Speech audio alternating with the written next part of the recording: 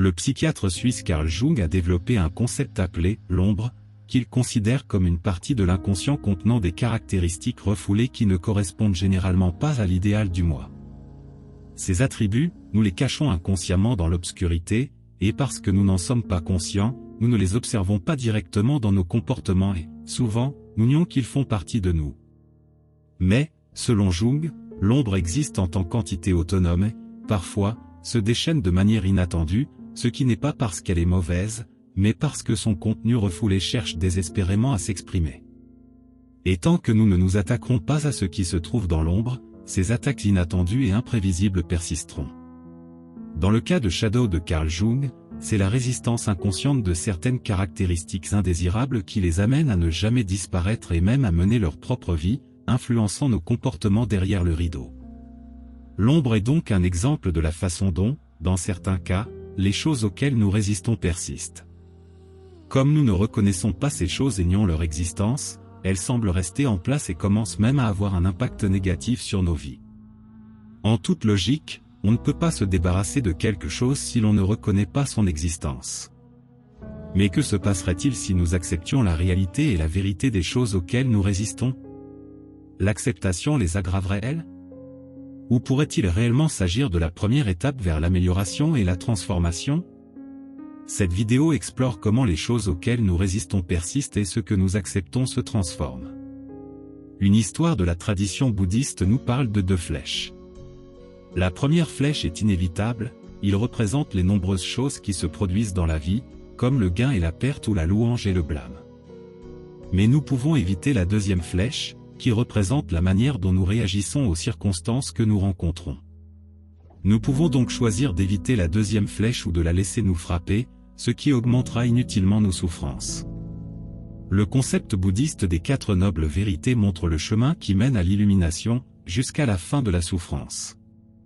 Ils contiennent l'essence des enseignements bouddhistes. La première noble vérité pose les bases du progrès, car elle nous dit que la vie est dukkha. Dukkha est communément traduit par « souffrance » ou « malheur ». Cette souffrance se manifeste sous de nombreuses formes, comme le chagrin, l'ennui, la frustration, la déception, la colère, etc. Même le désir de quelque chose d'extérieur est une forme de souffrance, c'est une insatisfaction à l'égard du moment présent. La souffrance est la réalité de la vie, les humains ont toujours souffert, souffrent aujourd'hui et souffriront à l'avenir. Quel que soit le statut social, la souffrance est inhérente à l'existence d'un être humain. Le bouddhisme offre cependant une issue à cette souffrance, le chemin de l'illumination. Mais pour suivre ce chemin, nous devons d'abord accepter la première noble vérité, à savoir la souffrance inhérente à la vie. Si nous résistons à la réalité de la souffrance, de l'impermanence et de l'insatisfaction de la vie, nous ne pourrons pas améliorer notre situation. Par exemple, si nous nous accrochons à notre jeunesse, en niant le fait que le vieillissement est inévitable, alors vieillir sera une source de souffrance. Mais en acceptant le vieillissement et en le considérant tel qu'il est, une caractéristique naturelle et inévitable de la vie, nous faisons le premier pas vers la réduction de la souffrance qui accompagne le fait de s'accrocher à la jeunesse. De la même manière, si nous nous accrochons à quelqu'un auquel nous sommes attachés, la perte de cette personne provoque de la souffrance. Mais en acceptant que, comme nous-mêmes, les personnes dans nos vies vont et viennent, nous serons moins choqués lorsque nous perdrons un proche. Nous voyons ici le miracle de l'acceptation au travail. Au lieu de rester coincés dans le cycle de la souffrance, nous créons une issue en acceptant que nous sommes réellement coincés dans ce cycle. Le pouvoir de reconnaissance et de compréhension du cas et de sa cause ouvre la voie à l'illumination du point de vue bouddhiste. Si nous résistons à la vérité sur les souffrances de la vie, nous ne pourrons jamais l'éradiquer. Et plus nous y résistons, plus nous risquons d'être touchés par la deuxième flèche. L'idée de « positivité toxique » est pertinente ici, c'est un optimisme sans fondement enraciné dans un refus de voir comment les choses se passent, enrobant la réalité d'un « faire semblant » qui nous fait du bien mais nous trompe, car il nie le problème dans ce cas, la nature de la souffrance. L'acceptation, en revanche, permet aux gens de se transformer, ce qui nous amène à la prochaine chose à laquelle la plupart d'entre nous résistent et, par conséquent, persistent. Comme mentionné dans l'introduction, Carl Jung a découvert que si nous réprimons des parties de nous-mêmes, ces parties ne disparaîtront pas mais continueront à vivre en tant qu'entités autonomes dans l'inconscient, qu'il a appelé l'ombre. Les raisons pour lesquelles nous réprimons ces caractéristiques varient. Souvent, c'est parce que notre environnement désapprouve les traits que nous exhibons, sur la base, par exemple, de normes culturelles ou religieuses. Cela pourrait également être dû au fait que nos parents désapprouvent certains traits qu'ils n'aiment pas, comme le besoin de créativité ou d'assurance de l'enfant. Il est donc important de mentionner que l'ombre de Jung ne contient pas seulement des qualités répréhensibles, il contient toute qualité que la personne perçoit comme indésirable. Jung l'a également décrit comme « la chose qu'une personne ne souhaite pas être ». Comme ces traits ne disparaissent pas à la suite du refoulement mais perdurent derrière le rideau, en dehors de notre conscience, ils s'expriment effectivement dans nos vies conscientes. L'ombre apparaît sous différentes formes, telles que des comportements, des symptômes physiques et des rêves. Un exemple de l'expression de l'ombre est la projection psychologique. Grâce à la projection psychologique, nous observons chez les autres des qualités qui se cachent dans notre inconscient.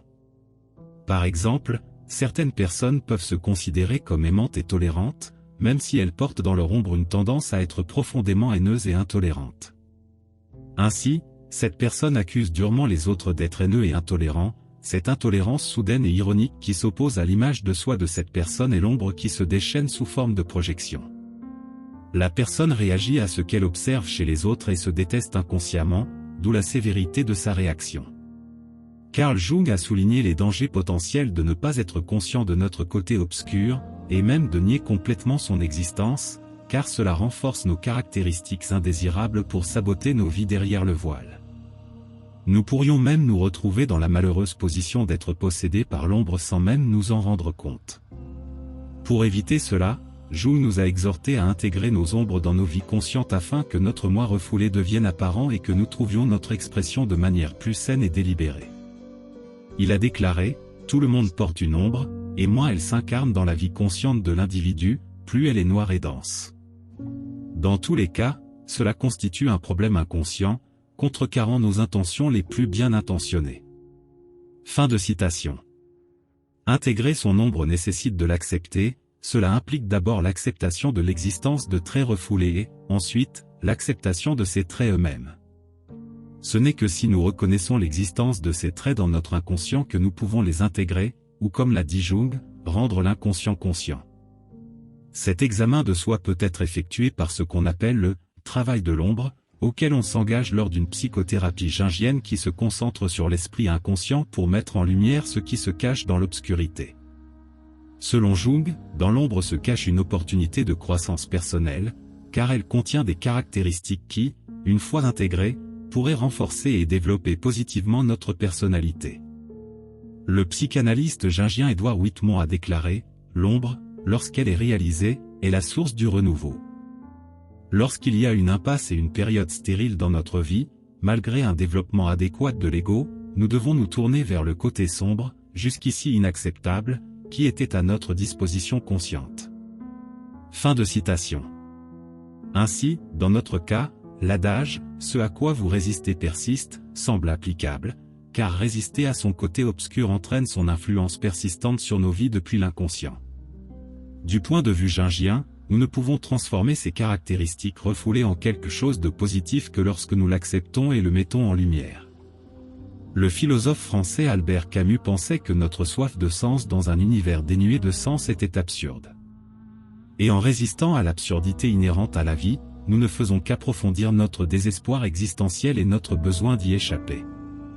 Mais si nous reconnaissons et affrontons l'absurde, nous pouvons vivre authentiquement et trouver une sorte de paix face à cela. Selon Camus, échapper à l'absurde passe par le suicide physique ou philosophique. Les deux mécanismes servent d'échappatoire à une réalité insupportable. Le suicide physique, sans aucun doute l'approche la plus simple et la plus définitive pour échapper à la réalité, s'explique de lui-même. Mais le suicide philosophique est l'acte de nier l'absurdité de la vie et de la remplacer par un acte de foi vers une forme artificielle globale de sens, ou de vérité, qui sert d'intermédiaire entre le désir humain d'un but inhérent et un univers indifférent qui ne fournit pas un tel sens. Un but. Cependant, en faisant cet acte de foi, nous suspendons notre incrédulité, nous avons mis de côté la rationalité et la pensée critique pour adopter un système de croyance qui atténue notre angoisse existentielle, cette déconnexion tragique entre notre désir de sens et un univers dénué de sens que Camus a qualifié d'absurde. Même si suspendre l'incrédulité pourrait être un moyen très efficace de nier une réalité que nous préférerions ne pas voir, cela ne fait toujours pas disparaître cette réalité. Nous sommes devenus dépendants de ce système de croyance et si, pour une raison quelconque, il est invalidé d'une manière que nous ne pouvons nier, alors nous sommes à nouveau confrontés à ce à quoi nous avons échappé.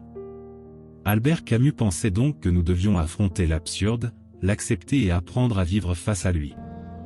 Nous avons déjà évoqué la résistance à la réalité inconfortable de la souffrance en explorant brièvement la première noble vérité bouddhiste. Mais nous pouvons considérer la tendance humaine à résister à la réalité dans un sens plus large. La vérité fait mal. La réalité est souvent effrayante. Mais le nier ne le fait pas disparaître. Dans certains cas, nier la réalité ne fait que la renforcer car nous la perdons de vue en tournant le dos à quelque chose. Un exemple est une relation problématique dans laquelle une ou les deux personnes impliquées nient la réalité de ces problèmes. On pourrait croire que son mariage est merveilleux tout en fermant les yeux sur les habitudes de consommation d'alcool de son partenaire. Bien entendu, nier cette réalité conduit à maintenir la situation ou à l'aggraver. Faire comme si quelque chose n'existait pas ne veut pas dire qu'il cesse d'exister. Pour qu'une situation s'améliore, nous devons d'abord l'accepter, ce qui signifie affronter de dures réalités que nous préférons ne pas regarder. Il est difficile d'accepter que nos mariages puissent être toxiques, que nos conjoints ne soient pas conformes à la version idéalisée que nous avons d'eux dans notre esprit, que nos enfants ne soient pas aussi géniaux que nous le souhaitons, ou que les personnes que nous considérons comme des amis ne sont pas du tout amis. De telles réalités sont douloureuses. Mais tant que nous ne nous permettons pas de voir ces réalités, elles continueront à nous affecter négativement et pourraient même devenir incontrôlables.